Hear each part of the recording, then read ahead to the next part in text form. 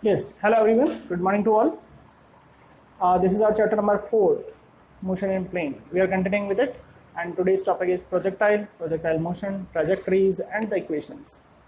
So बच्चों देखें हैं प्रोजेक्टाइल किसे बोलते हैं। मान लो कि ऑब्जेक्ट है कोई, आपके हाथ में बॉल है और आपने उसको फेंका, आपने उसको इनिशियल वेलोसिटी दे दी। अब उसके बाद वो मोशन कर रही है ग्रेविटी के अंडर में, ऊपर जा रही है, फिर वापस नीचे भी जा रही है। जैसे भाला फेंकते हैं, जेवलिन थ्रो फेंका, एक बार आपने इनिशियल वेलोसिटी दे दी, फिर वो जा रहा है ग्रेविटी के अंडर में मोशन करते करते नीचे आ गया।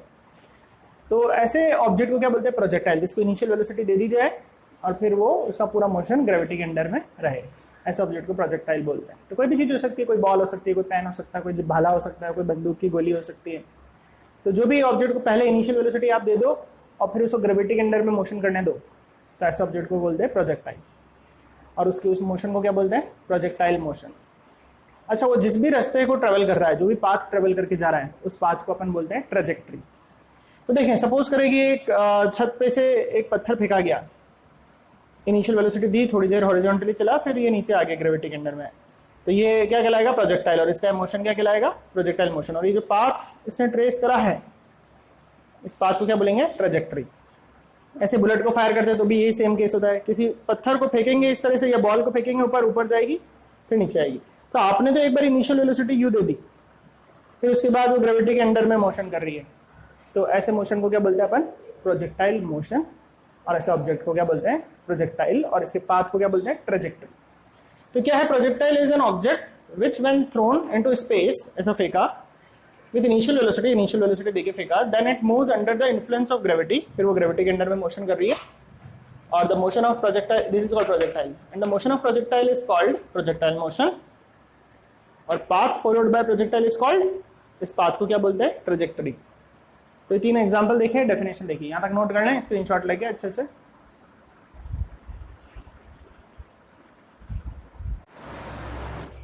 तो चलिए, आप प्रोजेक्टाइल तो समझ ही गए होंगे कि किसी ऑब्जेक्ट को प्रोजेक्टाइल कहेंगे अगर फेंका जाए और ग्रेविटी के अंडर में मोशन करे, तो उस ऑब्जेक्ट को प्रोजेक्टाइल, और उस मोशन को प्रोजेक्टाइल मोशन। अब उससे रिलेटेड कुछ पैरामीटर्स निकाल लेते हैं अपन। वो कितना टाइम में यहाँ से यहाँ तक पहुँचेगी, मैक्सिमम हाइट पहुँचने में कितना टाइम लगेगा, ठीक है ना? मैक्सिमम हाइट होगी कितनी, किसी भी इंस्टेंट पर क्या वेलोसिटी होगी उसकी, तो उससे रिलेटेड अपन कुछ डेरिवेशंस कर लेते हैं। तो देखिए, तो वो अगर कोई projectile fired eight an angle theta with horizontal, तो उसके लिए अपन कुछ रिलेशन डिराइव कर रहे हैं। मान लो कि अपन ने यहाँ से हॉरिजॉन्टल से थीटा एंगल से कोई प्रोजेक्टाइल फेंक दिया, उसकी इनिशियल वेलोसिटी u है, अब फेंका और वो ऊपर जा रही है, वापस से नीचे आ गई। ये हो गई हाइट मैक्सिमम। जब मैक्सिमम हाइट पे जाती है तो फाइनल वेलोसिटी 0 हो जाती है, y एक्सिस में ऊपर और नहीं जा सकती, ठीक है? Velocity in y axis is 0। जब आप फेंकेंगे तो बॉडी आगे भी बढ़ रही है और ऊपर भी जा रही है, ये ध्यान रखो। जब किसी चीज को फेंकते हो आप ऐसे, तो वो एक्स एक्सिस में तो बढ़ी रही है, लेकिन y में भी तो उसका हाइट चेंज हो रही है, नहीं हो रही क्या?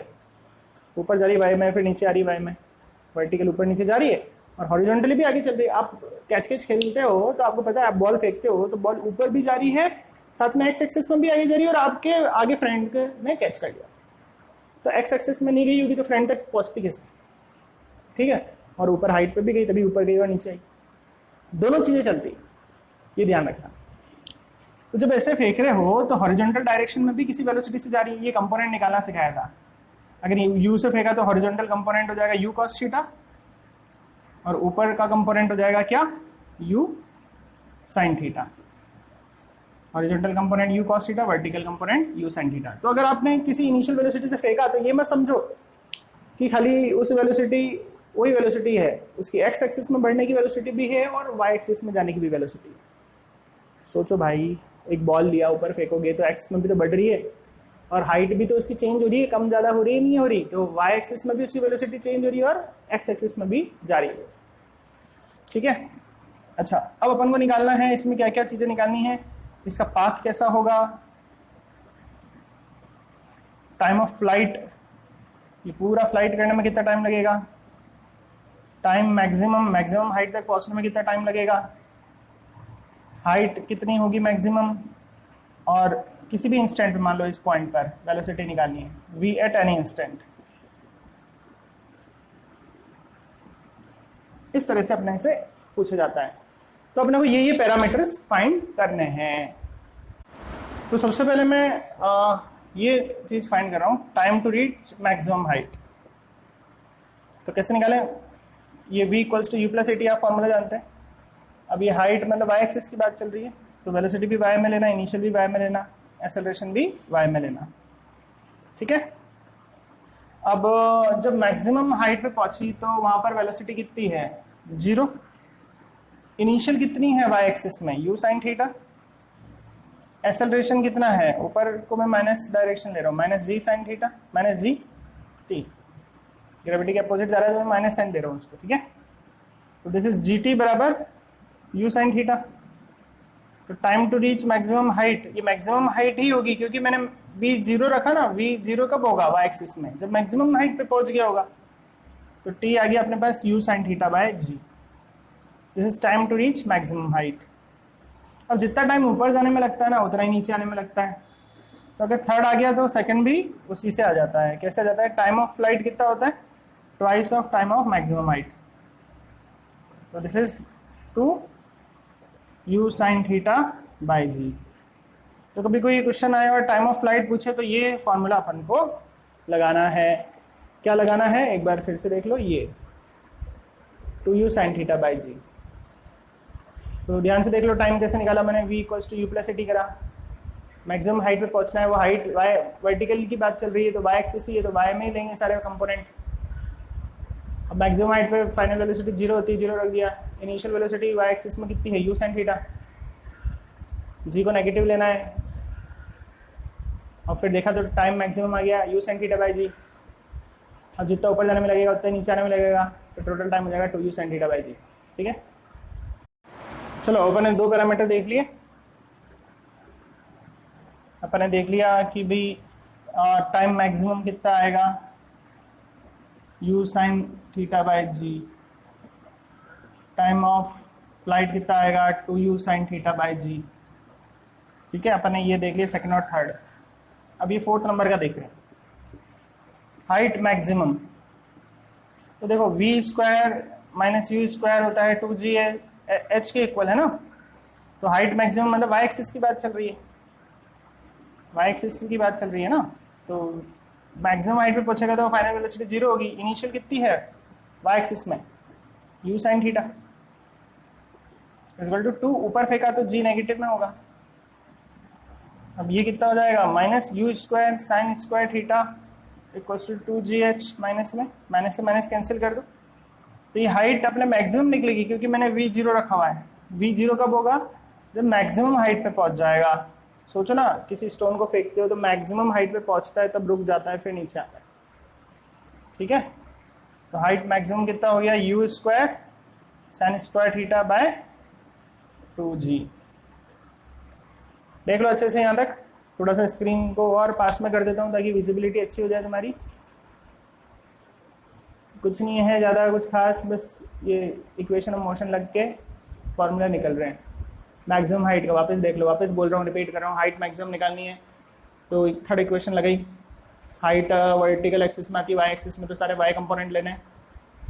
तो वी वाई है ना, फाइनल वेलोसिटी मैक्सिमम हाइट पे जाएगी तो 0 होगी।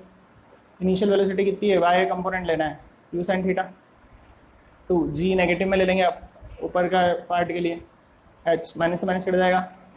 तो जो हाइट आएगी वो हाइट मैक्सिमम ही आएगी। क्यों? क्योंकि मैंने वी वाई 0 लिया है। वी वाई 0 है तो हाइट मैक्सिमम निकलेगा अपने आंसर। नोट कर लें यहाँ तक। तो अपने पास तीसरी चीज और आ गई, हाइट मैक्सिमम। क्या आ गई? You square sine square theta by 2g। तो ये हाइट मैक्सिमम आ गई। फॉर्मूला डायरेक्ट याद भी होनी चाहिए, करते जाएं कॉपी के अंदर, बिल्कुल याद भी होनी चाहिए आपको।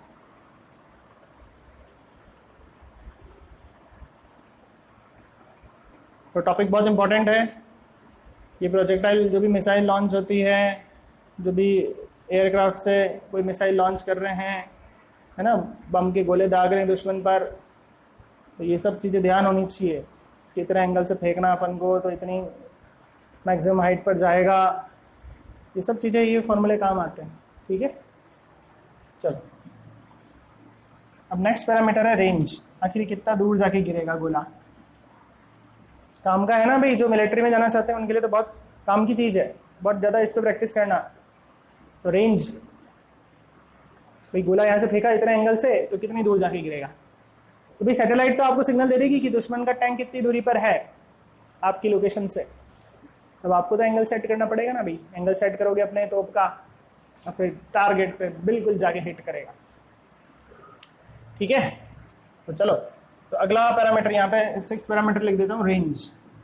कोई भी पहले बाद में निकालो, कुछ फर्क नहीं पड़ रहा। रेंज, रेंज का मतलब मैक्सिमम हॉरिजॉन्टल डिस्टेंस।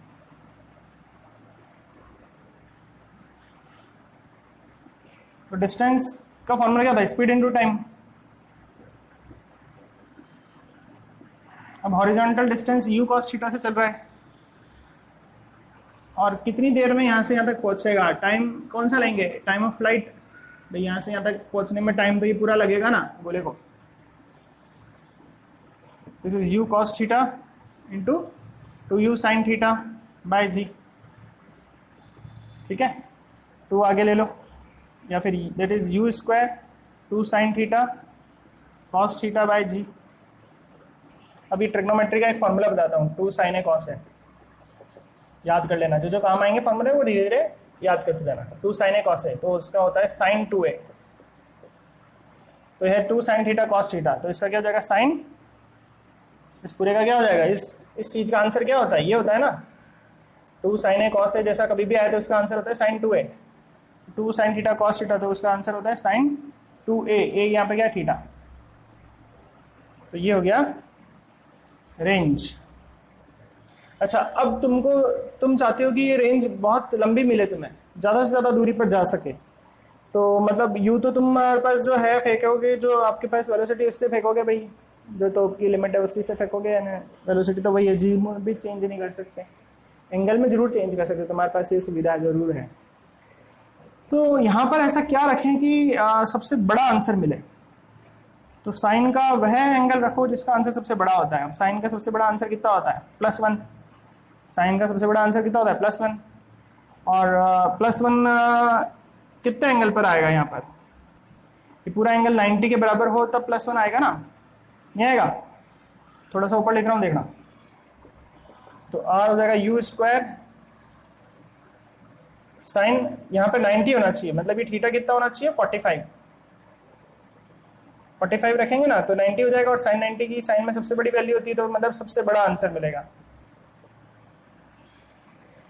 तो मैक्सिमम रेंज कब मिलेगी, जब तुम कितने एंगल से कोई चीज को फेंको, 45 डिग्री के एंगल से फेंकोगे तो सबसे मैक्सिमम रेंज मिलेगी कि सबसे ज्यादा कितना दूर जा सकता है। देख लो, बहुत इंपॉर्टेंट टॉपिक था ये। अच्छे से देखो, आराम से देखो, हाथ से लिख लिख के प्रैक्टिस करो तभी आएगा, खाली ओरली मत देखो।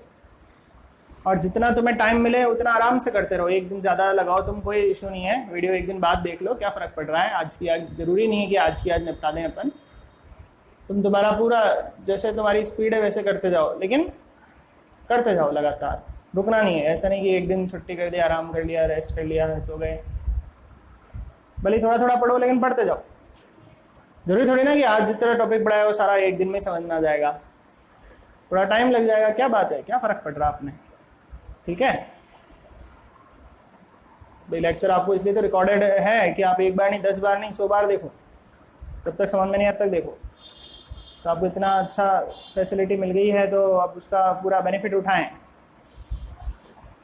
ठीक है। एक दिन में समझ में नहीं आता तो दूसरे दिन देखो। एक दिन ज़्यादा लोड लगता है तो थोड़ा कम देख लो भाई, उसमें क्या है, अपने हाथ में तो वीडियो, कभी भी मोबाइल बंद कर सकते हैं, अपने हाथ में ही सारा सिस्टम। चलिए अब अपन देखेंगे इसका पाथ की इक्वेशन। इस पाथ की इक्वेशन देखेंगे। देखो, मैक्सिमम पाथ की भी इक्वेशन होती है, तुमने पढ़ा होगा कि स्ट्रेट लाइन पाथ की इक्वेशन होती है y = mx + c, पढ़ा होगा, मैथ्स में आता है ये। तो ऐसे हर पाथ की कोई ना कोई इक्वेशन होती है। तो इसकी इक्वेशन बना के देखते हैं, मतलब उस इक्वेशन में वैल्यूज पुट करेंगे ना तो ग्राफ ऐसा बन जाएगा। कहने का मतलब ये मेरा। तो अगला है पाथ की इक्वेशन, है ना। ये सारे पॉइंट चल रहे हैं, अपन ने रेंज देख लिया, अब अपन पाथ देख रहे हैं। तो पाथ के लिए ये x पाथ भी चल रहा है, y पाथ भी चल रहा है, तो दोनों के पाथ के, दोनों के डिस्टेंस के फॉर्मूले को कंबाइन करके एक आंसर लाना है। तो x एक्सिस में कितना डिस्टेंस चलेगा, तुम जानते हो कि डिस्टेंस का फॉर्मूला होता है वेलोसिटी इनटू टाइम।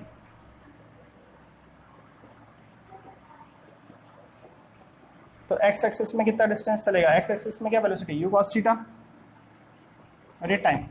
ये पहला इक्वेशन ऐसे बना दो। यहाँ से कभी जरूरत पड़े तो t को तुम लिख देना x upon u cos theta. ऐसे y एक्सिस की बात करते हैं, y इक्वल्स टू क्या होता है, ut plus half gt square. ठीक है, अब y एक्सिस में कितना पाथ चल रहा है, कितना डिस्टेंस चल रहा है, y लिख दिया मैंने। u कितना है y एक्सिस में, u sin थीटा। t की जगह मैं क्या कर रहा हूँ, ये वाली इक्वेशन लिख रहा हूँ। मैंने कहा था ना y में x की चीज मर्ज कर दो, तो t की जगह x upon u cos theta लिख रहा हूँ, प्लस हाफ g ऊपर जा रहा है तो माइनस, ऐसे लिख सकते हैं। ठीक है, तो ये u से u कट जाएगा, साइन अपॉन कॉस क्या हो जाएगा, tan। तो इसको लिख देंगे tan theta x minus half G, अच्छा प्लस ही रहने दो, माइनस अंदर रहने दो, जी टी का स्क्वायर मतलब इसका x square upon u square cos square theta. अब देखो इसको क्या लिख सकते हैं, y बराबर tan theta into x plus minus half g upon u square cos square theta, और इस एक्स स्क्वायर को थोड़ा सा साइड में लिख दो। अब देखो ये जो फाइनल आंसर आया है ना, ये एक मैक्स की इक्वेशन को मैच कर रहा है, y equals to a x plus, इसको b मान लेता हूँ, बी एक्स स्क्वायर। जब भी ऐसा हो, x और y में ये रिलेशन हो, स्क्वायर से रिलेटेड हो, है ना, x स्क्वायर और y और x इस तरह से प्रोपोर्शनल के रूप में आए, तो उस पाथ को बोलते हैं पैराबोला। दिस पाथ इज, इस पाथ को क्या नाम देते हैं, पैराबोला।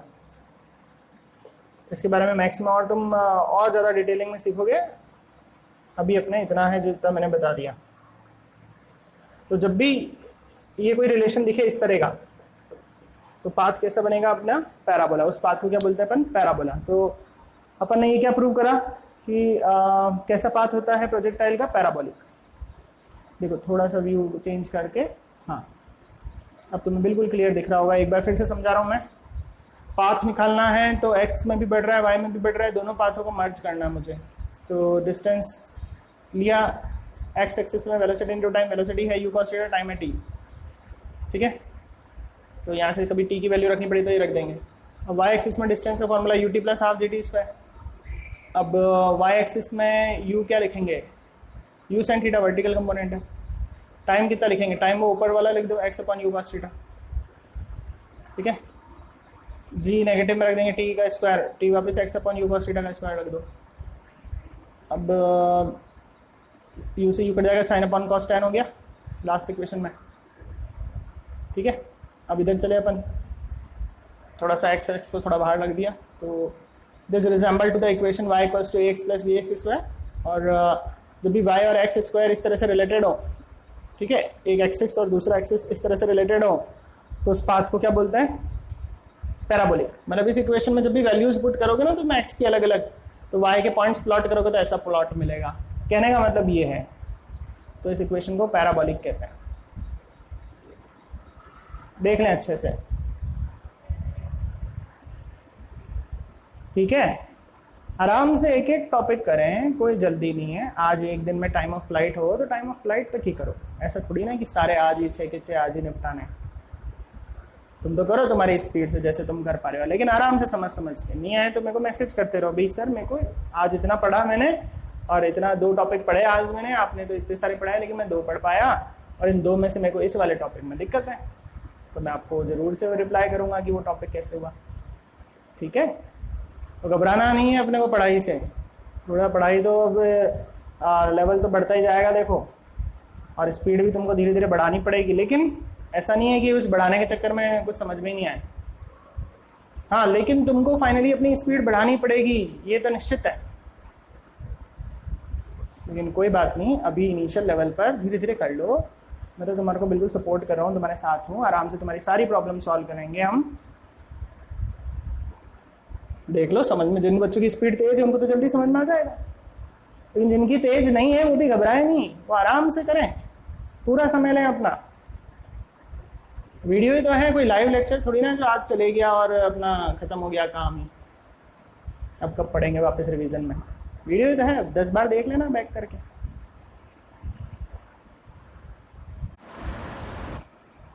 चलिए अब अपन देखते हैं वेलोसिटी एट एनी इंस्टेंट।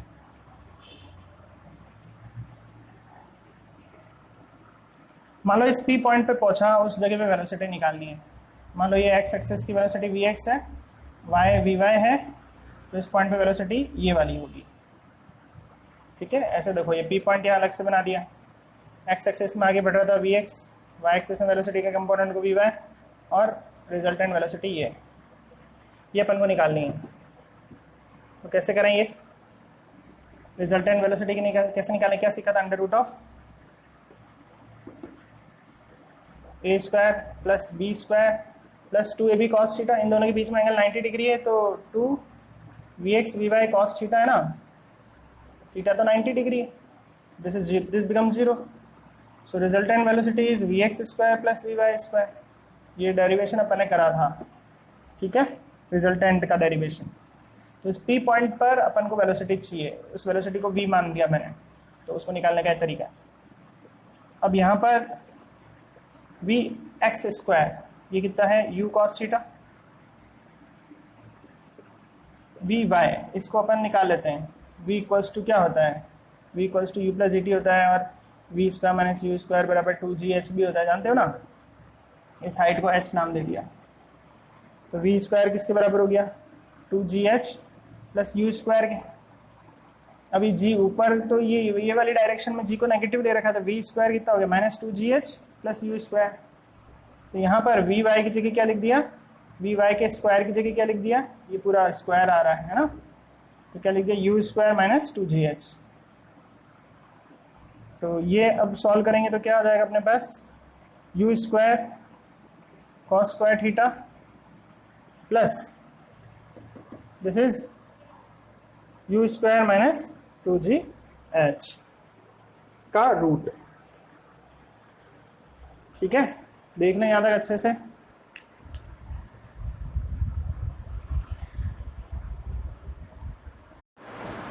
और यहाँ पर ये क्या निकल रहा है, y निकल रहा है, तो ये भी y एक्सिस में लेनी पड़ेगी। यू वाई कितना था, u साइन थीटा, इसको ऐसे लिख सकते हैं U square sine square theta, तो U square sine square theta लिख देना इसको।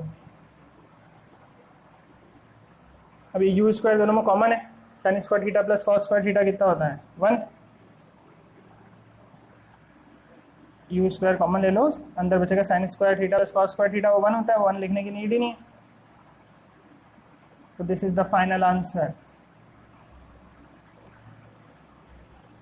ये एक्स क्यों लगाया भाई, this is the final answer, velocity at point P. वापस समझ लो एक बार, रिजल्टेंट वेलोसिटी का ये फॉर्मूला होता है under root of a square plus b square plus 2ab cos theta. तो ए वी एक्स को मान रहा हूँ और बी वाई को बी मान रहा हूँ, है ना, इन दोनों का रिजल्ट यहाँ मिलेगा। अब ये वी एक्स और वी वाई के बीच में एंगल 90 है, तो ये cos 90 की वैल्यू 0 हो जाएगी, तो ये बचा। वी एक्स कितना है, एक्स एक्सिस में क्या वेलोसिटी है, किस वेलोसिटी से ज़्यादा था एक्स एक्सिस में, u cos थीटा। अब वाई एक्सिस में क्या वेलोसिटी होगी, ये इक्वेशन होती है v square minus u square बराबर 2gh। तो वाई एक्सिस लेना है तो यहाँ पर सब चीज़ें वाई एक्सिस की लेनी पड़ेगी, जी वाई एक्सिस में माइनस जी लेना पड़ेगा, यू वाई एक्सिस में u साइन थीटा लेना पड़ेगा, स्क्वायर है तो स्क्वायर लगा दिया, तो वी वाई स्क्वायर ये आ गया, तो वी वाई स्क्वायर की जगह पुट कर दिया। ठीक है, अब यू वाई की वैल्यू क्या है, यू साइन थीटा, तो स्क्वायर करा तो ये खोला, sign square theta plus cos square theta 1 होता है, यू स्क्वायर कॉमन लेके, तो this is you square minus 2gh। This is the velocity at point P, this is the velocity at any instant P. देख लें अच्छे से, बिल्कुल आप हाथ से करके देखें, कहीं भी कोई डाउट हो तो मेरे को सेंड करें, जैसे भी मेरे को टाइम मिलेगा मैं आपके डाउट को जरूर सॉल्व करूँगा। वैसे आने नहीं चाहिए डाउट, फिर भी आ जाए तो आप मुझे भेज दें, इसमें कोई भी इशू नहीं है, आप भेजें, आराम से मुझे भेजें, मैं आपको ज़रूर से जवाब दूंगा, कोई आपका डाउट अनक्लियर नहीं रहेगा। अभी तो पूरा मौका है आपके पास, आराम से हर चीज़ का अच्छे से समझे, फाउंडेशन स्ट्रॉन्ग करें अपनी। अब चलिए इसमें एक चीज और अपन फाइंड कर सकते हैं। क्या फाइंड कर सकते हैं? जैसे आपको बोला कि इसको फेंका यू से, अब ये टकराएगा, है ना, ये टकराएगा तो किस वेलोसिटी से टकराएगा, ऐसा भी पूछ सकते हैं। क्या बोल रहा हूं मैं? फेंका यू से, अब इस तरह से यहाँ जाके टकराया, तो टकराएगा किस वेलोसिटी से? अगर यू से फेंका तो यहाँ पे किस वेलोसिटी से टकराएगा वो बताना है। देखो हॉरिजॉन्टल कंपोनेंट तो यू कॉस थीटा है, और नीचे आते हुए वर्टिकल कंपोनेंट वेलोसिटी का क्या है? ऊपर क्या था? यू साइन थीटा था। जितने जो वर्टिकल होता है वही हॉरिजॉन्टल भी होता है, जितने से ऊपर फेंकते उतने से नीचे भी आती है ना, ये यू साइन थीटा। अब ये क्या है? रिजल्टेंट, ये चीज़ निकालनी है, रिजल्टेंट वेलोसिटी निकालनी है। ये यहाँ पे टक्कर हुई ना तब वेलोसिटी, इसको सपोज करो मैंने मान लो नाम दे दिया v, ठीक है, रिजल्टेंट को। तो ये कैसे निकालें? वही फॉर्मूला तो वही लगेगा, रिजल्टेंट का under root of a square plus b square plus 2ab cos theta. अब वो थीटा तो 90 डिग्री, तो उसको लिखने की नीड नहीं है, तो v equals to this is you square cos square theta plus u square sine square theta. Sine square theta plus cos square theta कितना हो जाएगा? 1 हो जाएगा। तो v equals to root of u square, that is u. कहने वाला जितने से फेंका उतने से ही टकराएगी, ये प्रूव कर दिया। जिस वेलोसिटी से ऊपर फेंकोगे, 20 से फेंकोगे, तो टक्कर भी 20 से ही होगी नीचे।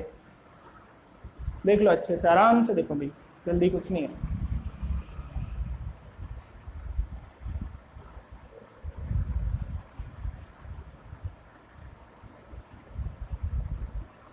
तो दो कंपोनेंट को रिजॉल्व करने का अपन ने पहले ही फॉर्मूला सीख लिया है। रिजल्टेंट वेलोसिटी का formula under root of a square plus b square plus 2ab cos theta. और थीटा क्या है? एंगल है दो वेलोसिटी के बीच में। यहाँ पर ये हॉरिजॉन्टल, इस ए और बी के बीच का एंगल क्या? 90 डिग्री। तो cos 90 रखा तो 0 होता है, तो वो लिखा ही नहीं आगे का टर्म 2ab cos थीटा, तो लिखा ही नहीं, क्योंकि थीटा 90 डिग्री। तो प्रूव हो गया कि जितने से फेंकोगे उतने से टक्कर मारेगी। चलिए अब अगला टॉपिक देखेंगे।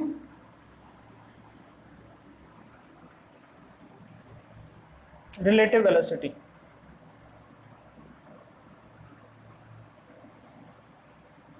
किसी एक बॉडी की वेलोसिटी को दूसरे से कंपेयर करें कि भाई इसके मुकाबले ये कितना तेज चल रही है, तो उसे रिलेटिव कहते हैं। मान लो कि 10 से कोई भाग रहा है और उसके साथ ही 50 से कोई भाग रहा है, तो 10 वाला भागते हुए क्या बोलेगा? उसको कितना दिखेगा? 40 ही दिखेगा ना, क्योंकि 10 से तो वो खुद भी भाग रहा है। तो एक बॉडी की वेलोसिटी को दूसरे से रिलेट करें, 10 से भाग रहा है, ये 50 से भाग रहा है, तो ये इससे 40 ज़्यादा भाग रहा है। अगर वो 10 वाले ने उस 50 को देखा तो 50 से भागते हुए नहीं नजर आएगा, वो 40 से भागते हुए नजर आएगा, क्योंकि 10 से तो खुद भी तो भाग रहा है। ये रिलेटिव वेलोसिटी, एक को दूसरे से कंपेयर करना, रिलेटिव। ठीक है, comparison of velocity of one body with respect to that.